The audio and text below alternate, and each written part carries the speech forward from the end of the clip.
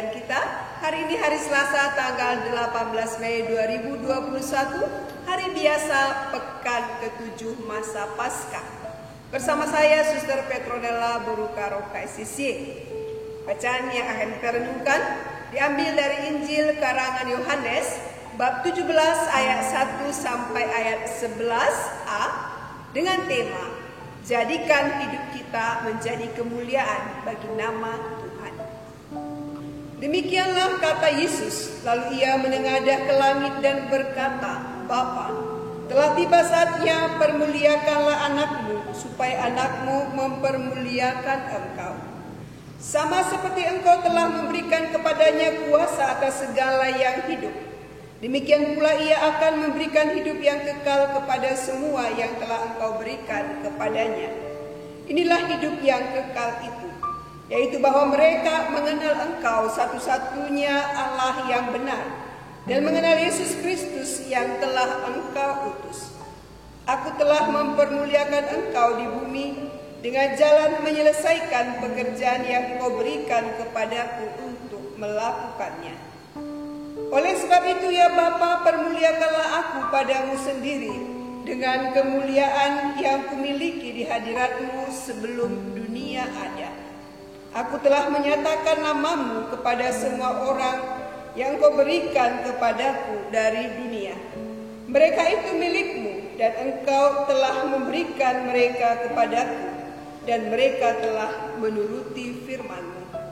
Sekarang mereka tahu bahwa semua yang engkau berikan kepadaku itu berasal daripadamu.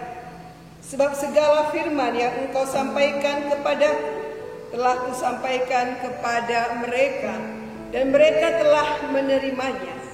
Mereka tahu benar-benar bahwa aku datang daripadamu, dan mereka percaya bahwa engkaulah yang telah mengutus aku. Aku berdoa untuk mereka, bukan untuk dunia aku berdoa, tetapi untuk mereka yang telah engkau berikan kepadaku, sebab mereka adalah milikku. Dan segala milikku adalah milikku, dan milikmu adalah milikku. Dan aku telah dipermuliakan di dalam mereka. Dan aku tidak ada lagi di dalam dunia, tapi mereka masih ada di dalam dunia. Dan aku datang kepadamu. Ya Bapa yang kudus, peliharalah mereka dalam namamu, yaitu namamu yang telah engkau berikan kepadaku, supaya mereka menjadi satu sama seperti kita. Demikianlah Injil Tuhan. Saudara-saudari yang terkasih, ritual doa ada di hampir semua agama. Doa bukan sebagai rumus hafalan atau mantra, tetapi merupakan ungkapan hati atau pernyataan iman kepada Allah. Doa merupakan salah satu unsur kehidupan orang beriman yang memiliki tempat yang sentral. Doa bukan hal yang pokok, karena yang pokok adalah iman, harapan, dan kasih. Doa tanpa didasari iman akan terasa hampa, seperti kata sebuah lagu. Banyak orang yang selalu berdoa, tapi hatinya hampa. Banyak orang memuji Allah, tapi hatinya marah. Orang sering berkata, untuk apa kita berdoa? Karena Allah sudah mengenal hati kita. Allah sudah mengetahui apa yang akan kita ungkapkan dan apa yang kita butuhkan. Tapi perlu disadari bahwa rahmat itu perlu kita minta dan kita ungkapkan dalam doa kita.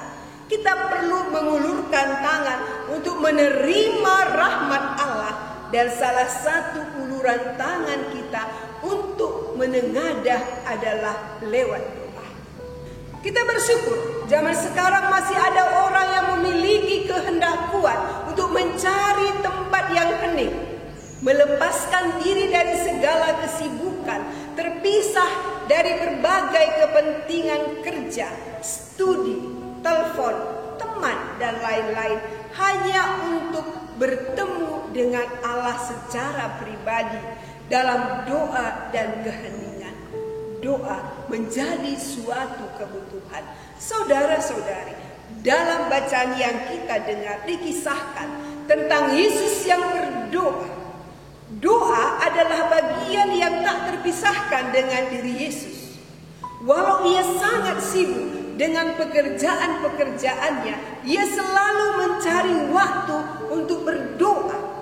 Yesus menjadikan doa sebagai jembatan komunikasi yang sangat dalam dengan Bapanya. Maka ketika Yesus tahu bahwa saatnya telah tiba baginya untuk dimuliakan, ia berdoa kepada Bapanya. Dalam doa, Yesus memohonkan dua hal, yakni supaya Bapa mempermuliakan anak atau dia, dan supaya Bapa memelihara mereka yang telah diberikan Bapa kepadanya.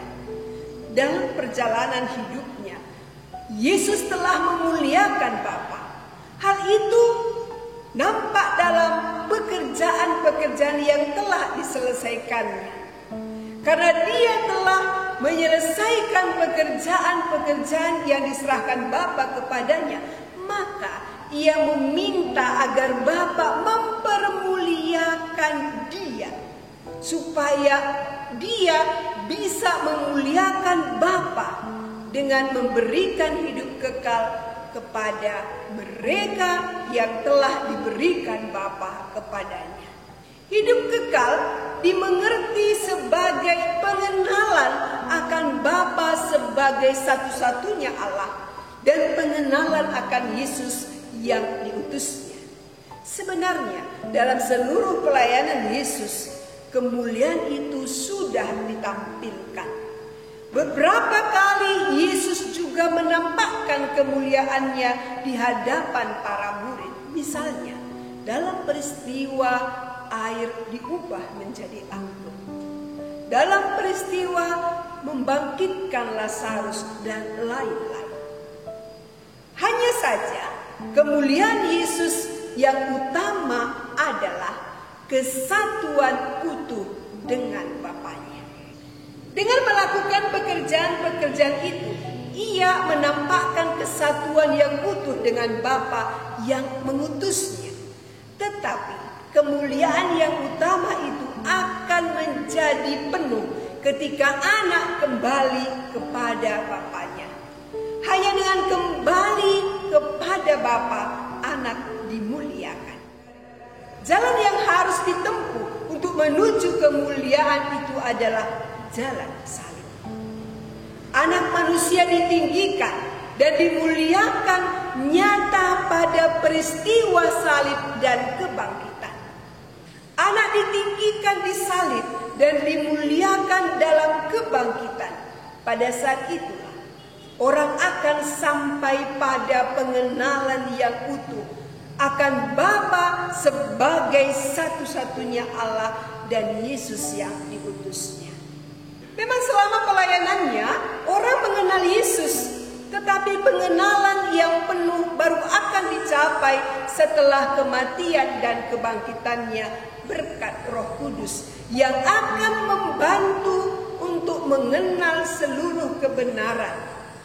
Yesus memohon kepada Bapa agar dalam penderitaan di kayu salib Bapa tidak hanya membenarkan, melainkan juga mempermuliakan Sang Anak, bahwa salib bukan lagi tanda penghinaan, tetapi peninggian dan pemuliaan. Kedua, Yesus berdoa bagi para muridnya agar Bapa memelihara mereka. Yesus akan kembali kepada Bapa dan para murid akan tetap tinggal di dunia. Yesus memohon agar Bapa memelihara, menjaga para murid dalam namanya, supaya mereka menjadi satu sama seperti anak dan Bapa adalah satu. Ketika masih ada bersama mereka, Yesus telah menjaga mereka sehingga tak seorang pun binasa. Ketika Yesus pergi, ia memohon agar Bapa menjaga mereka. Karena Yesus tahu bahwa dunia kian membenci mereka. Yesus sudah menyampaikan firman Bapa, tetapi dunia menolaknya. Maka dunia pun akan membenci membenci mereka yang menerima firman itu. Untuk itulah ia memohon agar setelah kepergiannya Bapa sendiri yang menjaga dan memelihara mereka, supaya Bapa melindungi mereka dari yang jahat. Mereka dijaga agar dapat mendedikasikan diri bagi pelayanan Allah di dunia. Dengan penjagaan itu, mereka tidak hanya akan selamat dari dunia yang membenci mereka, tetapi juga berhasil dalam perutusan mereka. Saudara-saudari, Yesus berdoa bagi orang-orang yang menjadi miliknya. Itu berarti Yesus juga berdoa bagi kita yang percaya kepadanya. Yesus berdoa bagi kita yang ikut ambil bagian dalam karya perutusannya. Mengapa Yesus berdoa untuk kita? Karena Yesus tahu pekerjaan-pekerjaan yang Tuhan kehendaki untuk kita lakukan tidak selalu mudah. Bukan tanpa tantangan dan tanpa kesulitan. Perbuatan baik yang kita lakukan tidak selalu dapat dilihat dan diterima orang sebagai suatu kebaikan. Bisa jadi kebaikan yang kita lakukan akan membawa penderitaan kepada kita karena mengganggu kenyamanan orang lain. Akibatnya kita disingkirkan, kita digosipkan, difitnah, dan lain-lain. Dengan demikian, tidak ada alasan bagi orang yang menjadi milik Kristus menyerah pada tantangan dan penderitaan yang dialami karena percaya kepada Kristus dan karena menjadi pengikutnya. Sebagai milik Kristus, kita mengambil bagian dalam pekerjaannya, dalam penderitaannya, hingga kelak kita juga menikmati kemuliaannya. Saudara-saudari, dalam masa pandemi ini, di mana banyak orang mengalami penderitaan, Yesus mengajak kita untuk berdoa bukan hanya untuk diri kita sendiri, tapi juga bagi sesama, khususnya bagi yang menderita akibat COVID-19, bagi para petugas medis yang dengan setia mengorbankan seluruh diri, hidup, dan kesehatannya dalam merawat para pasien, para relawan yang peduli terhadap yang terdampak COVID-19, yakni yang miskin, melarat, dan kehilangan mata pencahariannya. Bagi para pemimpin bangsa kita yang dengan segala cara terus berusaha untuk membantu dan mengatasi bencana ini. Kita mohon bukan hanya dibebaskan dari virus, tapi kita juga memaknai peristiwa ini dengan baik. Maka beberapa pesan yang bisa kita petik, yakni yang pertama, walau sangat sibuk melakukan pekerjaannya, Yesus tetap setia menjalin relasi yang akrab dengan Bapanya. Mari kita juga dalam segala kesibukan kita, dalam setiap peristiwa hidup yang kita alami, jangan lupa berdoa, menjalin relasi yang baik dengan Tuhan. Kedua, Yesus mempermuliakan Bapa lewat pekerjaan-pekerjaan yang dipercayakan oleh Bapa kepadanya. Mari kita juga memuliakan Tuhan lewat pekerjaan kita dengan melakukan pekerjaan dengan baik, setia, dan penuh tanggung jawab. Ketiga, Yesus memahami keadaan situasi yang dialami oleh para muridnya. Maka Yesus meminta kepada Bapa agar Bapa memelihara dan menjaga mereka. Mari kita juga berdoa, memohon kepada Tuhan bagi saudara-saudara kita, khususnya mereka yang menderita, yang sakit, yang menghadapi banyak tantangan dan kesulitan dalam hidup. Mari kita menjadikan hidup kita menjadi kemuliaan bagi nama Tuhan. Tuhan memberkati.